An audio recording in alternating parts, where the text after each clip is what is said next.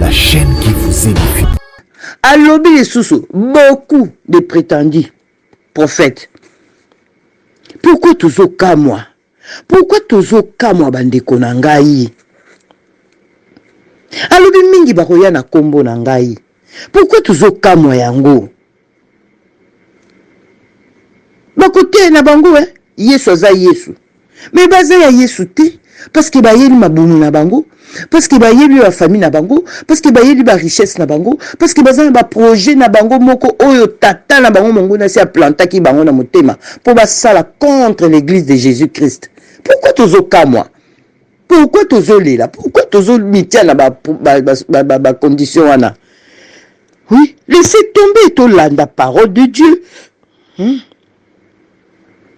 Alors, il va tromper. La tromperie est causale. Va tromper beaucoup de gens. Vous imaginez Colossia Lobeki va tromper beaucoup de gens. Tout le monde en côté.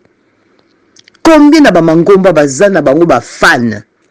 Bango parole de Dieu tali bango te. Bango longa pasteur na bango, couple pasteur na bango, ba famille pasteur na bango, couple les pasteur na bango te, c'est papa na bango, c'est notre papa et tout. Bible n'appelle personne père.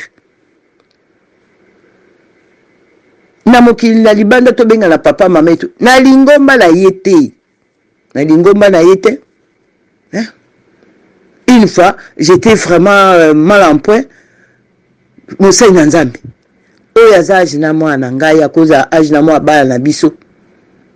Azamu ako mosai na nzambe. Abenga ma fille, nga mama oyo na ba koko. Le respect za wapi. Abenga ma fille, moi sa fille moi. Donc le respect même oya respect oyo. Au monde on a bangote exacté. Tellement baza soifé à pouvoir, tellement baza soifé à cause likolo. Allez, lokola ba na nzambe ba tumingi bazo pesa bango ngo. E ben pas ipenzo zo mona ke bazui bana ba pate betankolo ba koti siko na ba famille na bango bazo contrôler e bango na kati ya lingomba e ba komi ko contrôler bango na kati ya ba foyer na bango na kati ya ba famille na bango ya moni ba famille zo panzana ba famille. Tout ça parce que biso moko tozozwa discernement te pour na weba liloba na nzambe lobi na biso nini. Et pourtant kolo aloba ki yango nyonso biloko nyonso ekozala. Moni ba guerre, est-ce que tozomona ba guerre te? Siko to bando bonde la guerre kata na o guerre ici là. Pour kolo aloba ki yango.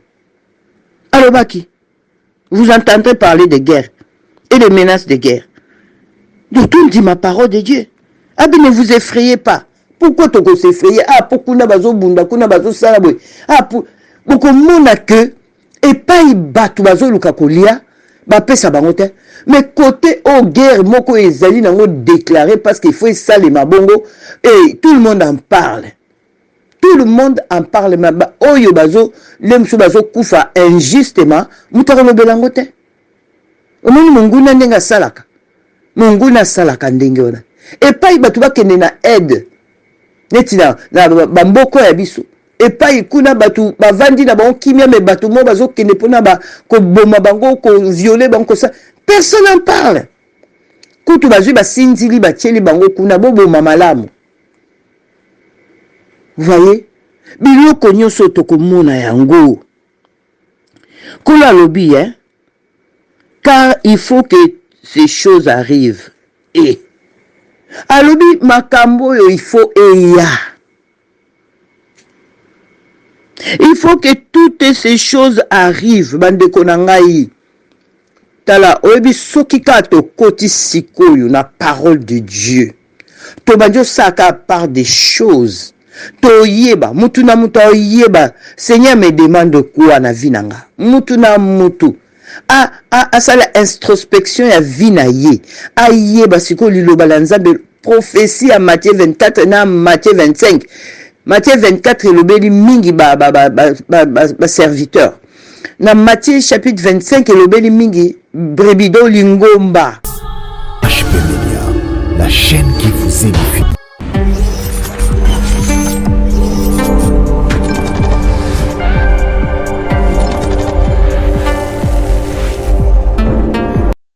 Shalom, shalom, ma grande famille de Dieu, mes frères et sœurs dans le Seigneur, dans le monde entier.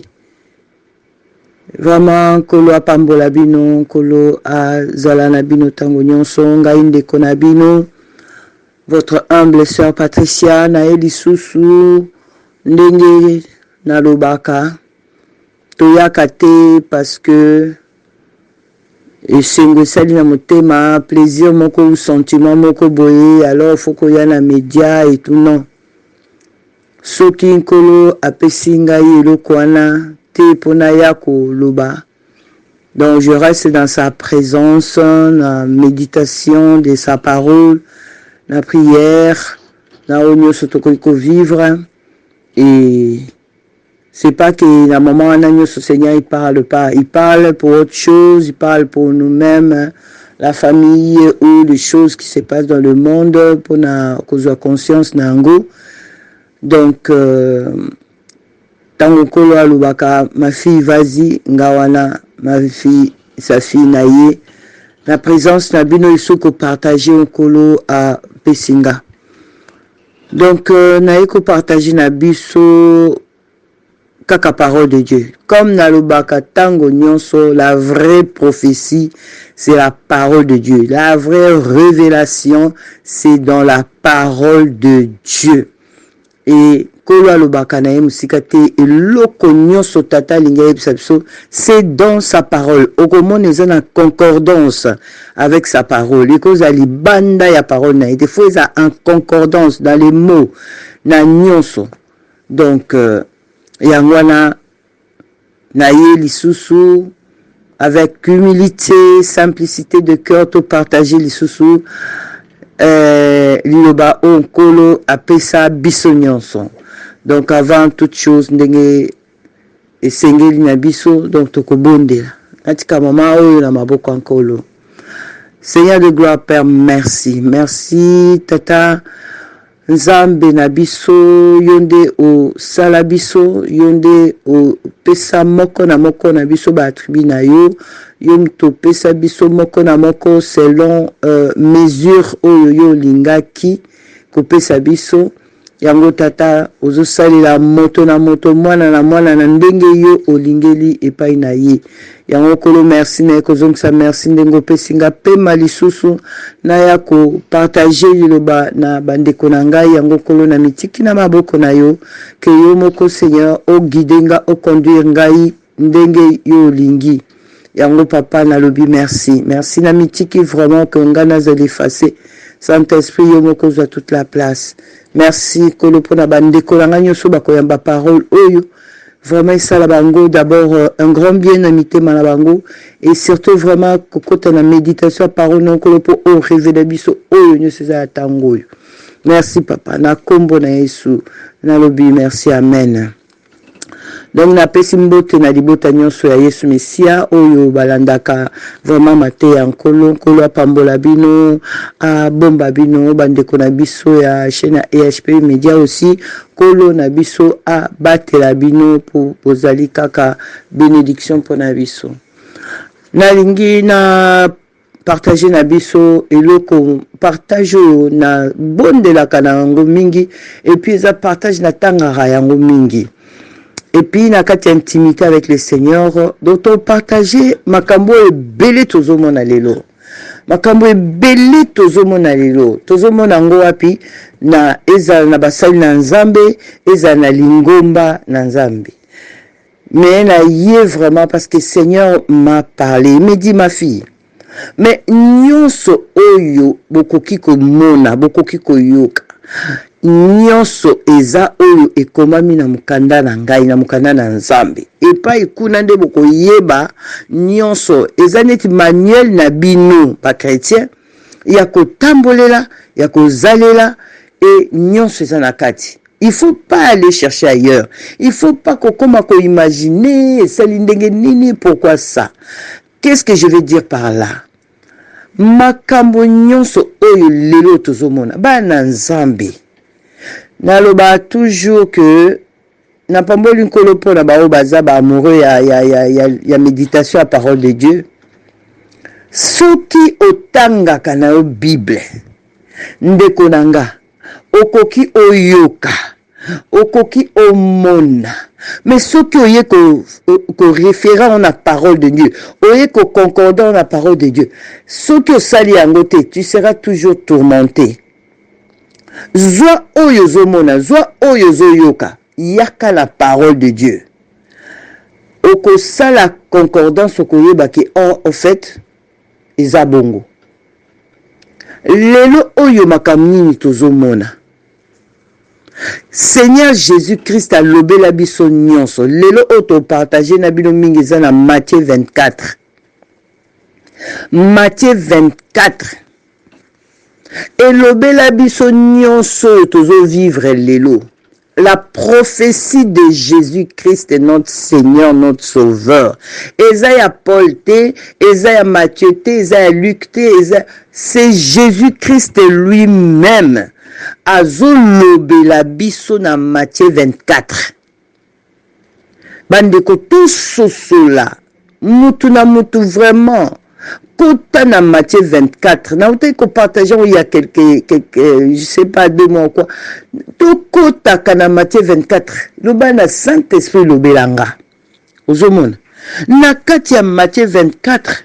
Na kotanga nyonso te parce que boyebi yango pe botanga yango bino mo za ba lecteur bokota botanga mais juste na obando kene na ba verset oyo ezali clé pour na ko commenter après pas ko commenter mais ko exhorter.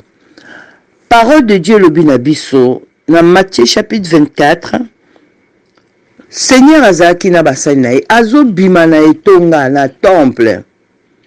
Quand on bima na temple ye kolina ye ba pusani pembeni na ye ba ye kolakisa ye a Seigneur tala le temple na verset 1 qui 2 et tout 3 aussi à la temple. Donc ba disciple bazaki tellement émerveillé na kota la beauté ya temple, beauté ya église, beauté ya structure. Mais Seigneur tanga tali bango lobi bomoni o bozo mona oyo bomona kake kotika la mabanga. C'est vrai na réponse na réponse à Seigneur Jésus-Christ oyo ya temple koko ya temple ezana ba signification ebele. Et ça, vraiment, spirituellement, au Kozoyango, na ba sens belende, tout le monde qui, et ça, pendant 3 jours, il y a un ensevelissement na yé, et tout le monde loba qui y est mon Seigneur Jésus-Christ. Tu vois? Et tout le monde a les sous-sous, tango a lobi na bango, ba disciple ba lobi, oh, ba lobi ndengini, beauté en kitoko boye, église kitoko boye, ezonge la boye. Et quoi ozomona donc ba disciple bazalaki o donc ba kamwe Pierre nde toyebi ndenga zalaka na ye. Alors excusez-moi, Seigneur akei sous na monde olive avandi ba disciple ba ye lisu ko poser siko ba question tellement Seigneur ndenga loba ina moma komi do bazai ko cogiter babi non makambo tozoyo koyo babi non pourquoi bazaki na mokonzi pembe ba yeli sou ko poser question na 3. Oui. Dis-nous quand cela arrivera-t-il? Quand alors Bible dis-nous quand cela arrivera-t-il et quel sera le signe de ton retour et de la fin du monde. Ba question wana ngande na moni yango ya kimibale. Quand ekoyaka toko mona yango ya nanini et puis ba bisu ko zonga nayo. Donc 4 après suka ya mokili oyo. Mama ya likambo sikoyo oyo na yeto kabola biso nyoso ensemble. Et sa réponse, il y a Seigneur Jésus-Christ. J'insiste toujours, même temps on a partagé toujours Matthieu 24, na yaka toujours ne bandeliwana. La réponse du Seigneur Jésus-Christ. Seigneur alobi na bisonine. Na 4. Alobi balobi, Jésus leur répondit.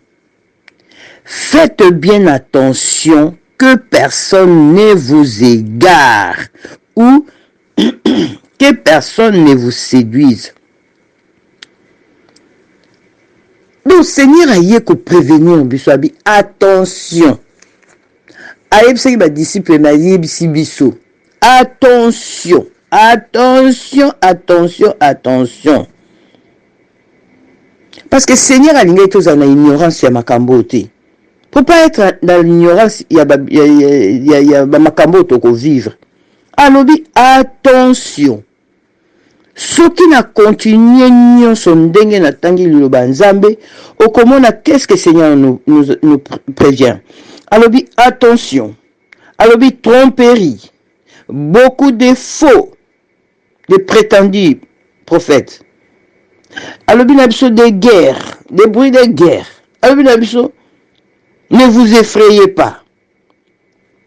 Il faut que ces choses, il faut que toutes ces choses arrivent. Waouh. Mais ce que question nangai, bisoba nanzambi. Ou question bien exhortation. Mais pourquoi tous à se lamenter? Pourquoi tous au cas moi? Pourquoi tous au prier pour les locaux oyo nkolo lobaki ekosalema? Mais tout lamuka, tout longwa na subsuma oyo ya pongi ya molimo. Tout lamuka pour comprendre que oyo nyon ces oya, il faut ezala. Les prétendus prophètes, pourquoi tu es kama? O basai na nzambe boy, o basai na nzambe boy. Eza lokolo moni ndenge kwela ki Yuda. Hein? Juda. Basali bazaki 12. Iye a trahi un kolo. Donc, ndengeza, le colosse qui a fait l'un de vous me trahira. Ezaki Juda. À l'obé les sous beaucoup de prétendus prophètes. Pourquoi toujours qu'à moi? Pourquoi toujours qu'à moi bande konangai? À l'obé mingi bakoya na kombo nangai. Pourquoi toujours qu'à moi yango? Bakote na bango Yesu aza Yesu. Mais baza ya Yesu te parce que bayeli mabunu na bango, parce que bayeli la famille na bango, parce que bayeli ba richesse na bango, parce que baza ba projet na bango moko oyo tata na bango mongo na si a plantaki bango na motema pour ba sala contre l'église de Jésus-Christ. Pourquoi tozoka moi? Pourquoi tozolela? Pourquoi tozomitiya na ba condition wana?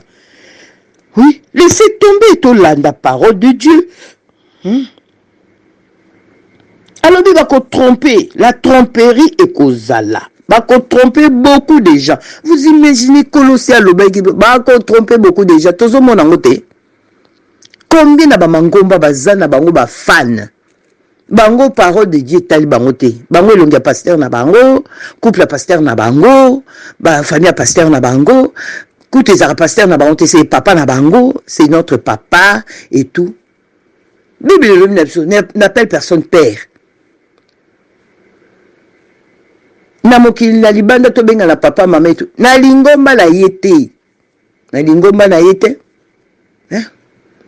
Une fois j'étais vraiment mal en point Mosai na nzambe oyo aza age na mwana ngai akoza age na mwa bala na biso azamu ako Mosai na nzambe abenga ma fille nga mama oyo na bakoko le respect za wapi abenga ma fille moi sa fille moi donc le respect même oya respect oyo au monde on a bangote exacté tellement bazar soit fait à pouvoir tellement bazar soit fait à cause à likolo allez lokola ba nzambe ba tumingi bazo pesa bango ngo e be pa ipenzo zo mona ke bazui bana ba pate betankolo ba koti siko na ba famille na bango bazo contrôler e bango na kati ya lingomba e ba komi ko contrôler bango na kati ya ba foyer na bango na kati ya ba famille na bango yango moni ba famille zo panzana ba famille. Tout ça parce que biso moko tozozwa discernement te pour na weba liloba na nzambe lobi na biso nini et pourtant kolo aloba kango nyonso biloko nyonso ekozala moni ba guerre est-ce que tozomona ba guerre te siko to bando bonde la guerre kata na o guerre ici là pour kolo aloba kango alobaki vous entendrez parler de guerre et de menaces de guerre. Donc tout dit ma parole de Dieu. Ah bien ne vous effrayez pas. pourquoi tu s'effrayer? Ah, pourquoi na bazo bunda, kuna bazo salabwe. Ah, pour mona que et pas y batu bazo lukakolia, ba pesa bangote. Mais côté au guerre, moko ezali nango déclaré parce qu'il faut ça les mabongo et tout le monde en parle. Tout le monde en parle. Mais oyo bazo, lemsu bazo kufa injustement, mutaro belangote. Omoni munguna ndenga salaka. Munguna salaka ndenge ona. Et pas y batu bakende na aide. Neti na bamboko ya biso. Et pas y kuna batu bavandi na bango kimia me batu mo bazo kende pona ba ko boma bango ko violer bango ça. Personne n'en parle. Kutu bazui ba sinzili ba tieli bango kuna bobo mamalamu. Vous voyez? Biloko nyonso tokomona yango. Kola lobi, hein? Car il faut que ces choses arrivent. Et alobi makambo yo il faut eya. Il faut que toutes ces choses arrivent. Bande konangai. Tala oyebi soki ka to koti sikoyo na parole de Dieu. To banjo saka par des choses. To yeba mutu na mutu yeba. Seigneur me demande quoi na vinanga. Mutu na mutu. Asala introspection ya vina ye. Yeba siko liloba la nzambe prophétie à Matthieu 24 na Matthieu 25. Matthieu 24 elobeli mingi ba serviteur. Na Matthieu chapitre 25 elobeli mingi brebido lingomba. Donc asali siko par il y a deux lingomba. Lingomba na Yesu na lingomba oyo eko zana perdition. Donc il faut to sosola, faut to discerner bande konanga makambo nyoso to mona na mangomba yi. O pasteur no oyo na oyo babundi ba swani o lingomba wana bakabwani o nani wala salaki nini. Et il faut c'est à nous maintenant de discerner parce que la parole de Dieu nous dit makambo nyoso na fo ezala batu nyoso na foto mona bango. Yango epai tokoyeba sikoyo le vrai et le faux. Yango wana la msu ba vrai kutu ba yoka na mingi te ba vrai kutu baza soki ndenge nini ezapela ba vrai mususu ba yoka naka toyoka kabango baza élevé baza boye meta yongota ba fruit mteko déterminer que oyo ata za élevé mais aza na humilité belé aza na amour ébélé ba action sociale ébélé. Ye penza tika kate makamankolo azalaka mitika kababo maso ba oboma. C'est ça. Ozomon lelo boni bazo kangama bani koza ba camarade ya bakonzi pona nini na ba bêtise na ye azala ba oba kosunga ye ba oba protéger ka ye ba oba ça. L'injustice bande konange kozala kaka. On continue. Alléluia. Oh liloba nzambe za malamu ndeko na ngai méditer parole de Dieu. Alors, cependant, ce ne sera pas encore la fin. Yahweh. Zomona. Kolo ayebi ndenga omema mokili na ye oyo biso te mutu tobanda loba nde bomoni boya la fin kolo mutu ayebi fin na ye. Kolo ayebi fin na ye. Po na biso fin na biso nakoya koloba na biso na suka. Fin na biso elakisi ya. Ndeko nanga ndeye makambo nyonso ezoleka. Yo nanga il faut se préparer seulement parce que yo nanga to na rendez-vous na biso annonce de l'agneau. Donc na nyonso ezoleka yango pe ya kote ya biso na oyo pe nkola lobi na biso. Hein? Est-ce que tozo mona te royaume nation baza ko bunda. Nation tozo mona yango te. Une nation s'élève contre notre nation. Tout le monde a ngoté awa. Kebi tumba Ukraine. Ona kuna. Bavanda ki kaka boy bazaki baninga. Ale mukolo kaka soini. Ale ba panzani. Mais boye ba na ko panzana nyonso na spirituellement. Et ça les maraka ke pa ibatu ba provoquer nzambe. Et pa ibatu ba sali maniga sali kamba nkolo. Et pa eloko moko nkolo ba respecta kite. Siko biso toke kota na bakafumba banyonga ndingo na bakafumba makambo ndingo na toke kokota kuna comment omoni tout discerner ba na nzambe tout discerner hein kola lobi il y aura des pestes donc la bandinane, la famine. Est-ce que tout le monde a été que batubazo le la kanzala, batubazo le la nzala, même na mikili ya poto, soki baleli nzala ya oyo tozolo batia biloko kolia ndeko na ngai, ko somba biloko ko, liboso ezaki oza 200 euros sombi kadino etondi. Siko 200 euros za quelques courses kaka na kadi. Ça fait partie ya famine. Parce que bato bakolie lisusu vraiment la fin na bangote. Ozomona. Il y aura des gens au pe na bakote na bango mususu donc lipa pokwa bana ezoye banate soki kozala te. Est-ce que mabela nkolo esili po na bato balo na biloko? Est-ce que bazamba nkolo esili na mokili po bato balo na ba masango balo na loso balo na makambo ebele? Est-ce que esili ezali toujours? Est-ce que bazambe sili po banyama bazala te po peuple de Dieu alia nyama obeba na nzambe be bokile lia nyama? Est-ce que mai yankolo ekauki po bambisi sila po batu bakoka olia mbisi te? Nyonso ezali mais bota mokili pa ezokende. La famine eza na ba sphère ebele. Mais lokola nkolo alobaki yango esalema. Collier comme ya ko calculer mikole le kaki awa fallait na ebité na monaki il fallait na salata vidéo donc huile kaka oyo huile ezalaki batela molangi ya huile po ekomaki penza huile ekomi vraiment ekomaki recherché ekomaki or. Après ça, oui, les zongi. Donc, bah, phénomène est kozala kaka. Ezalaka étonnement te. Donc, bah, lobby famine. Donc, petit à petit, tokoya kokomati vraiment famine.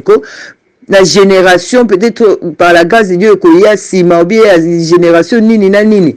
Et ko se manifester penzanzala.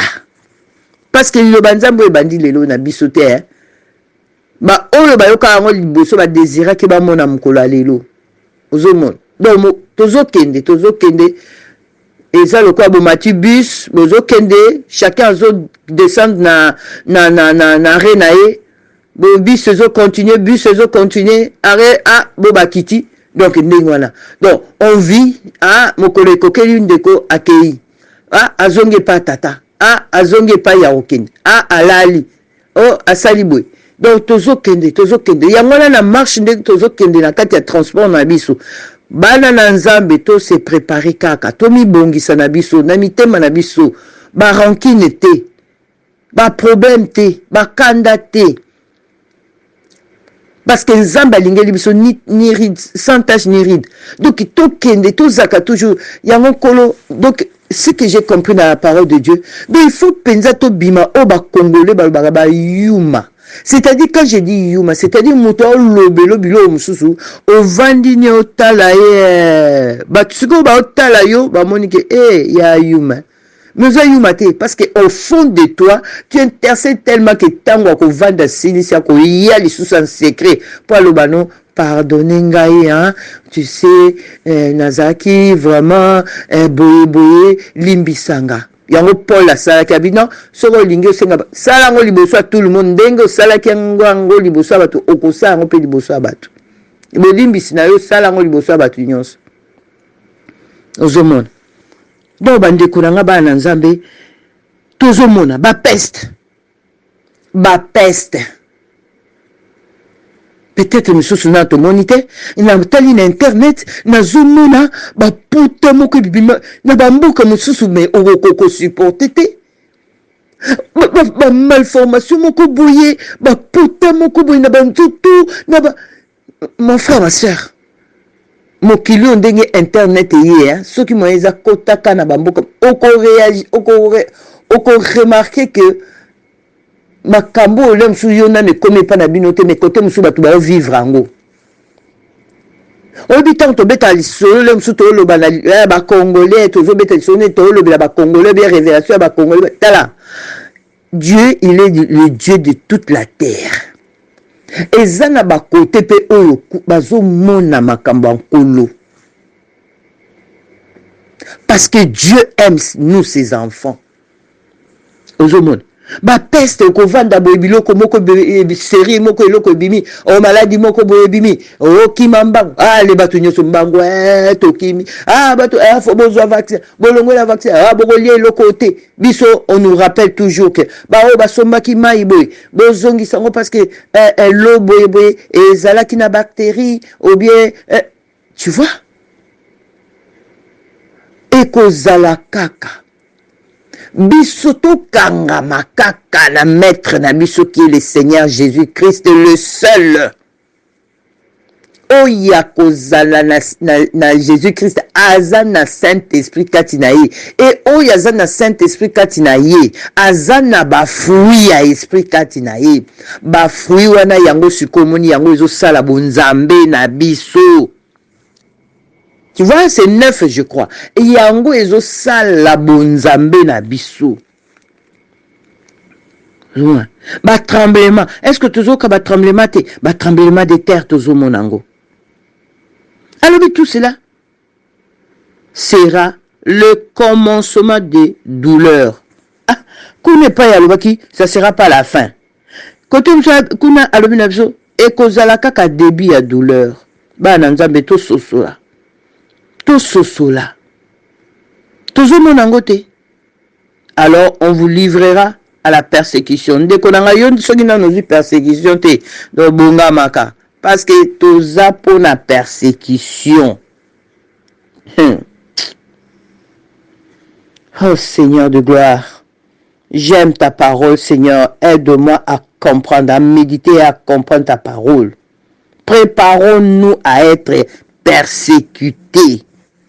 Vous voyez, ils ont monté ezana basali na nzambe basimba kabangote osimbiye akangisi yo olobeliye akangisi yo osali tala ezola kisa tout simplement peu importe mateya na yo ndenge sala ba frisson na nzoto na yo ndenge tiaka yo na ba émotion mais quand tu vois un serviteur comme ça azwa kangisaka bana nzambe po balobelaki ye po bakritikaki ye po basalaki boye c'est pas un vrai serviteur de Dieu, c'est un loup ravisseur parce que notre Seigneur Jésus-Christ c'est lui le modèle par excellence, c'est lui notre modèle. Ba fingiye ba choliye ba bambiye soki nini ba Seigneur a gardé silence. Et c'est là qui a potobika, mais c'est là qui aussi l'exemple à tikela kibiso. Ozomona. Iyo mwana nzambe bakolobi azela akoyo kanga lelo. Alobi nanga nini? Non, fona mona il faut ayo kanga. Fona pesa les 4 vérités na yi. Wow. Tomi boya. Tout s'effacer. On dit le dépouillement. Tant que Bible, ce dépouillement. Alors, tout ressemble à monde actualité. La chair là, aux hommes, la chair, et ça n'a pas désir, n'a pas contraire à l'esprit. Mais surtout garder le fruit de l'esprit. Parce que sur le fruit et l'esprit, et comme un fruit en zoto. Et puis, le fruit en zoto, et comme même toujours na mabe, même toujours na sentiment au mongo na tchaka. Oh, biso biloko neza souya bisote. Bisoto zako s'est préparé pour notre rendez-vous avec notre maître, avec notre époux. Seigneur Jésus-Christ dans salle ya nos. Azo bongse, sur la place, dans la maison de mon papa. Il y a beaucoup dans la maison de mon père. Il y a beaucoup de demeures. Et ma demeure, on est à banane. Et c'est abisso. Alors, ma demeure, on a ce qu'on va condition, mon cousin, ni tâche, ni ride, sans tâche, ni ride. Beaucoup takuna. Donc, il faut s'effacer. À un moment, il faut tout bunga. So moni mutu ba lobeli mbamo attaquer yo. O mutu ba lobeli mbamo kaza ba explication toujours à donner. Aza il faut non ko bongwa mezo ya abongwa mamale malimbi. Tout s'efface ça.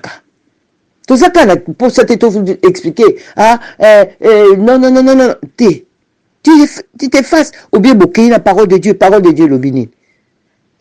Ngata na yebi nanga mutu so ko loba nga ya lobi boye sali boye be mokili sali soki na te référence nanga c'est la parole de Dieu. Soki na te na kati na moni parole de Dieu ni ne salamaka ni ne lobamaka ni ne nazwit kimia nanga na vandi nanga.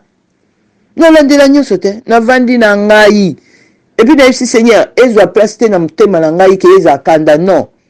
permettre ka mtwana zalaka ndenga zalaka na ngai permettre que batwana baza toujours nde na zala na bango parce que ceux qui ont kanda ai mungu na zi porte parce que ya luka ka ba porte na makamba ba nzambe ali ko kota toujours na makamba na biso pa luka ba porte ya c'est à nous aussi de fermer ces portes là. Alléluia, amen, amen. Les tremblements de terre tozo monango alobi nyonso ani za commencement les nations alors on vous livrera à la persécution tozo mona yango hein. Ils vous feront mourir, pardon, il vous fera mourir et l'on vous fera mourir et vous serez détestés. Mingi nanu bokufi nanu to kufi pona Yesu te ba ye kolia liboso ba kufa pona Yesu ba kufa na kombo ya Yesu na munoko awa siko ko banga. Seigneur est en train de me préparer pour te partager sur la mort de nous les chrétiens là ndenge ba nzambe babanga aliwa ko banga aliwa or eza porte mo ke sa biso longwe koto kepa père. Ndé tozo bonde atang nyos tozo se préparer pour ça pour de l'autre mukolo mugane koka waouh au apôtre Paul Alobaki o nyos na mukilo c'est la richesse million nyos pour moi mettre un gain aux hommes donc pour na yé lobela qui était pour azaki ko désirer azala na yé pembeni ya maître na ye oh bolingo ya Yesu na motema fo ezalaka présent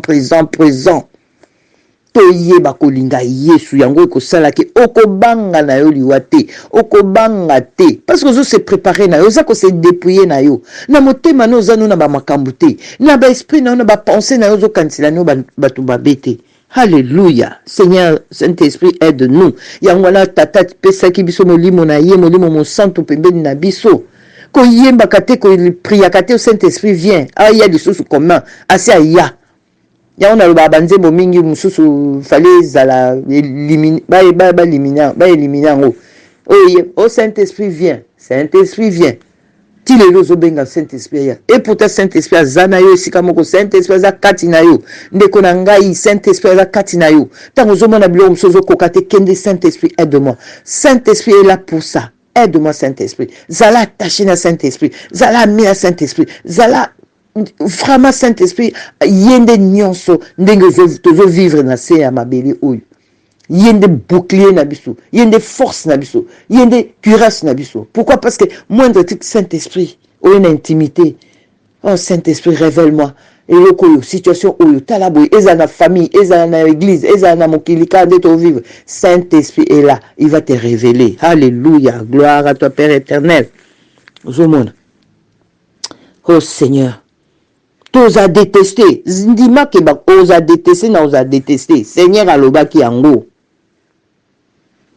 T'osa détester dans toute la nation. Exactement pour Congo balingaka yete pour na ba richesse na wana ezelo msusu. O mboka kuna balingaka yete pour na ba richesse na wana ya makamsu mais o t'osa détester na kompo na kombo ya Yesu. T'osa détester. Biso kande to vivara boy. Kande to loba boy. Eza batu msusu konde kana loba boy. Donc soki azai pembe nanga ko bambanga libanga. Ndeko na ngai mose na nzambe tanga te ya kazo loba. Eza na batu peza net babwa kele ma ya vinaigre.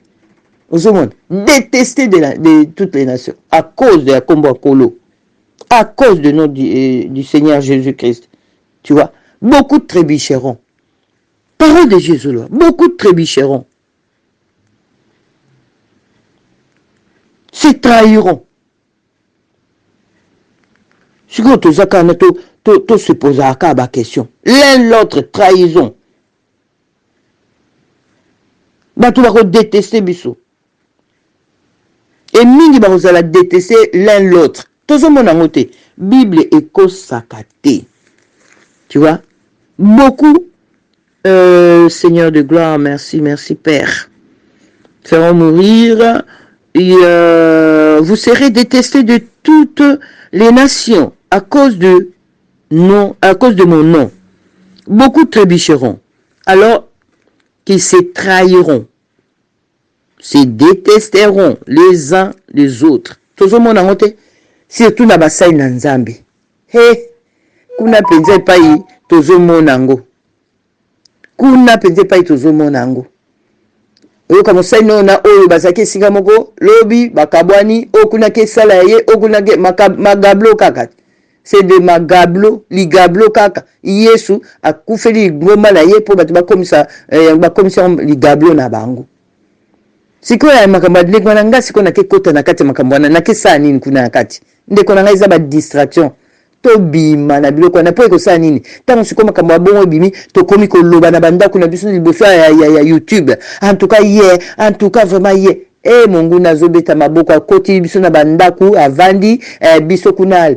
Ololo banayo ke ocha louange na yo ou bien o tanga serviteur ou azo peso liloba na nzambe ya malamu bile ya malamu o komi na yo atala tata wana na oyo tala tanga bakabanta vraiment tala ndenga sali oyo totika bango na makamu na bango totika bango na makamu na bango parce que epai babanda kuna tozaka te ale ntango ekusali nini baye liboso bana nzambe po tokende nango ba distraction toboyango mais dommage que biloko ndenge wana mokili mobimbeli nga bongo bato bavandeli yango mosali akwei bavandeli yango mosali wana asali nini mosali wana atikali bilamba na nzoto te aza bolungu bato bavandeli yango mais soka olobi likamba méditation tala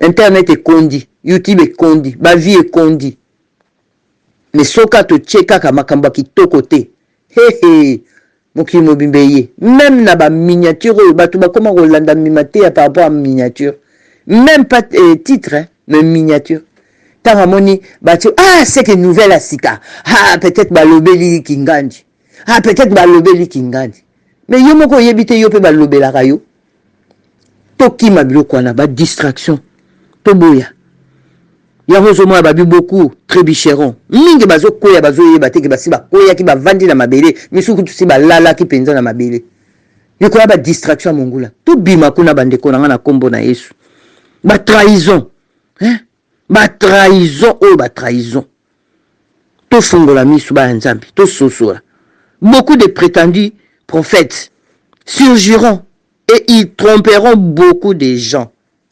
Matthieu chapitre 24 verset 11 oyo yango penze pesa angaka mayele ndenge bomona na ba prophète nde ba botaka na bamboka nyoso prophète aleki ya koleka donc pasteur alongwa komona longwe pasteur akomi prophète évangéliste alongwa komi prophète mukwana oya alongwa komi prophète et puis bako expliquer bino ngo bien ben tu sais Paul na banini tango sala ki boye oya zai pasteur akoma ki boye donc tout ça c'est des manipulations on le reconnaît to ko reconnaître bango na ba fruit kaka na ba fruit ngala talaka na ngala talika na bi oza fruit na bango na zappé nanga. À cause de la progression du mal, progression du mal, et l'amour du plus grand nombre se refroidira. Mabe ekoi ekokoma lisusu ebele ke bolingo. Bolingo ya bato ebele ekokita nango ebi froid. Donc muto aza froid, aza insensible. Da boko lobanelo etali ete mais pas ibadwa ba émotion na bolingo yezalaka te de bolingo ekokita progression à mal tellement botala mal ekomi na niveau nini moi na tangela bino ba mal ya te parce que ba mal bino mo bozo mona yango moins que vraiment l'aveuglement et là ta mis sur mutu le mal est commis vraiment accru, le mal est commis palpable, le mal est commis visible, le mal est commis au fait même à community bateau bavandaka ensemble donc a commis moninga le mal. Cohabitation, c'est ça le mot que je cherchais. A commis cohabiter le mal. Tellement le mal, bande konanga itoki mabiloko wana. L'amour du plus grand nombre se refroidira. Mais Oh, et pas ici que Isaac et Sengomote Mananga, il a 13. Mais celui qui persévérera jusqu'à la fin sera sauvé. Ndekonangai, liloba suka yango kolo aloba kinabiso, alobi, mais oyo, ako umela, celui qui persévérera jusqu'à la fin sera sauvé. Ndekonangai to chamolende, kangama na yesu, nazo kangama na kolo nangai, na kukina bronche muto akolo baza parfait de to vende ya mokilo azate. Donc ngolu kaka yankolo mtezo sunga, toza to zinga mana munguna. C'est lui le prince de ce monde. Mais Jésus-Christ, il est le roi des rois. Prince, vous que prince Azara Moana. Prince Azara na royauté, prince Azara Moana. Le père Azara roi, Moana Azara prince. Yangwana. Donc, Kolo Nabiso Azara le roi, de rois. Donc, roi, de rois. Et le Kolo ya nyons. Mais, Monguna est le prince de ce monde, Azara quoi agir. Donc, c'est à nous ce qu'on a conseil à parole de Dieu. To y ba position na biso céleste. Position na biso ta ke ba en ensemble. Donc, to persévérer na nyonso tozo mona, to persévérer. Parce que le royaume de Dieu, vous savez, c'est un petit troupeau seulement qui va rentrer. Un petit troupeau. C'est la violence qui est dans le petit troupeau wana yozala. Ozomon. C'est là que notre petit troupeau wana, Apocalypse petit troupeau. Donc, il faut na salamakas na petit troupeau ananazala, c'est-à-dire la parole de Dieu ezabilei nangai. La parole de Dieu ezabilei nayo. Yesu masi a cause à musika note Saint-Esprit kutu. Donc, yomo kozomo na ke loko msuso lingo sala net. Donc, Saint-Esprit comment souffler pe na litoike. Non, non, non, non, pas ça. Sous une intimité avec le Saint-Esprit, je vous dis la vérité. J'ai de l'intimité avec le Saint-Esprit. Tu vas voir que les choses, quand occupé à souffler, attention. Pas comme ça. Ne te fâche pas. Fais attention. Allez. Répands-toi. Les affautes, mais répands-toi. Kaka po colère, wane longwa. Saint-Esprit, amala mukati na biso tata za bolingo atika biso ba orphelin atiki Saint-Esprit, esprit na ekati na biso. Donc na suki na wana na Matthieu 24. Pourquoi on a dit que cette bonne nouvelle du royaume sera proclamée dans le monde entier pour servir de témoignage à toutes les nations. Alors viendra la fin. Tu vois? Ndekonangai. Parole de Dieu au toi non na banda kuna biso ba livre ba Bible kozwango kaka te eloko moko kaka boye ou bien accessoire moko boye ou fantaisie moko boye na simba ka bamona na memara Bible. Non, c'est parce que la lettre est tue. Si quoi il faut avoir la révélation de la parole de Dieu. Oui. Il y a eza bato mususu azo interpréter parole de Dieu lobi mais makambazo loba na o azo pesa na parole de Dieu donc debilo kokutu eza na concordance. Tu vois. Et tout ça pour comprendre, il faut que Saint-Esprit a vraiment vanda et azo révélé parce que c'est Saint-Esprit qui est là, qui est venu pour nous convaincre de tout.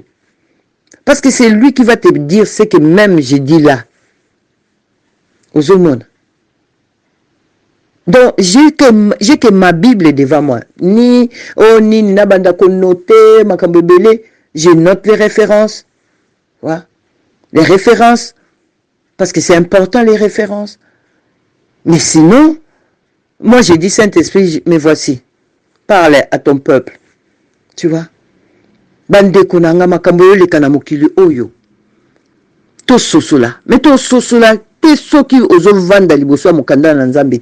que la méditation de la parole de Dieu, la situation où la parole de Dieu me dit ça. La situation où la parole de Dieu me dit ça. Au moins petit à petit de konanga obando longwa na yo na biloko malembe ozo longwa na yo malembe ozo longwa na yo malembe. Ozana d'émotion te que ba pesi révélation kuna yo bandi ko trembler. Mais c'est la révélation yo qui par rapport à la parole de Dieu na yo ozawapi. Et tout sote ce que na kati eh ben banda ko se repentir. Et puis olongwe nelo kwango persévérer parce que dès na tu peux illustration il y a transport il y a bus biso nyonso toya na kati ya bus moko bien na avion bao basala ba escale et tout. Donc mutu na mutu azokita na arena ye, c'est-à-dire mutu na mokolo na ye ozongisi molimo epa nkolo, mutu na mutu azokende molimo ezongi epa nkolo. Donc c'est l'arrêt ya mutu na mutu, mais arrêt yango sikoyo toyebi yango te, na moma nini tokóma na arrêt wana. Donc c'est à nous de nous préparer. Koza na ba haine na batu te, koza na ba animosité na batu te, koza na ba problème na batu te, ba querelle na batu te.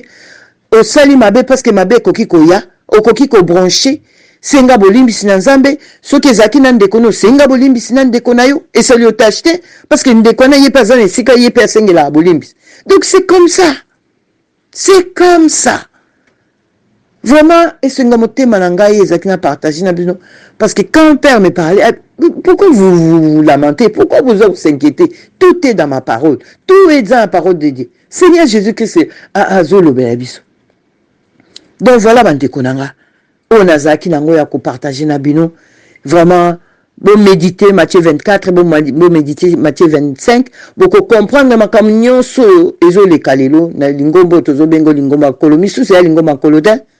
Eza ngo linkomba kolote, mais zakaka po ekokisa mela liloba nzambe ndenge parole de Dieu loba. Donc il faut ekokisa mela ou parce que s'il faut tout parler des faux prophètes, il faut que bazana ba mangomba moko boyi. Tu vois? Ce qu'il faut tout parler na eloko moko, il faut nini situation moko boye zalana pour tout lobela pour ba guerre onkola lobaki, il faut que quelque part to yoka yango tozo mona ba ko zika ba village ezo zika ba ville ezo zika nga omona mtaye na révélation eloko boye et osama, mais bible si alobango, la parole de Dieu si alobango tangwane e ka ko kokisama. La personne a lobi kaka parce que yango mona batu mingi ba komo tombola batu lobaka boy, mais parce que tu lis pas la parole de Dieu. Parce que si tu médites la parole de Dieu et le côté ko tungisa yo be ko kamisa yo, waouh, la parole de Dieu est en train de s'accomplir. Les prophéties du Seigneur elles doivent s'accomplir. Yango ba na nzambe to koma vraiment ba lecteur la parole de Dieu, to koma vraiment ba méditer la parole de Dieu, pas qu'au temps la parole de Dieu, mais qu'on médite la parole de Dieu et par l'esprit. Donc un kolona biso abate la bino abomba bino asala que ndeko nango koma na fin soif ya parole de Dieu. Et okomona ki petit à petit biloko bele kolongwa na okati na yo dépouillement ya motema pour dépouillement ya nzoto dépouillement makambo bele. Donc je vous aime beaucoup, que Dieu vous garde, que Dieu vous protège parce qu'azo salango déjà a obomba biso, si Dieu le veut tokoyoka na biso sous prochainement par sa grâce. Vraiment na lobby vraiment beau passer sous batango kitoko onkola zo pesa biso souffle de vie. Tu vas profiter toujours avec le Saint-Esprit. Et puis l'amour les uns les autres, d'aimer son prochain comme soi-même. Donc voilà, béni soit Dieu Père, toi qui as créé toutes les choses, toi qui nous as créés. Ton amour est infiniment grand dans nos vies. Seigneur de gloire, tu nous as tellement aimés que tu as prophétisé en avance ce que nous devons faire pour hériter de ton royaume. Oh, kolona pambola kayota union sozwa lokumu. Tikete liloba oyo vraiment ekende na mitema ya bana na yo. Ke liloba oyo to méditer yango lisupo esala biso ka to kola. Merci Père. Que toute la gloire te revienne, Père éternel, dans le nom de ton Fils unique, le nom du Seigneur Jésus-Christ. Notre Seigneur est souverain.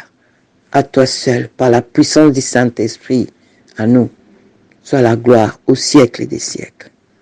Amen. HP Media, la chaîne qui vous édifie.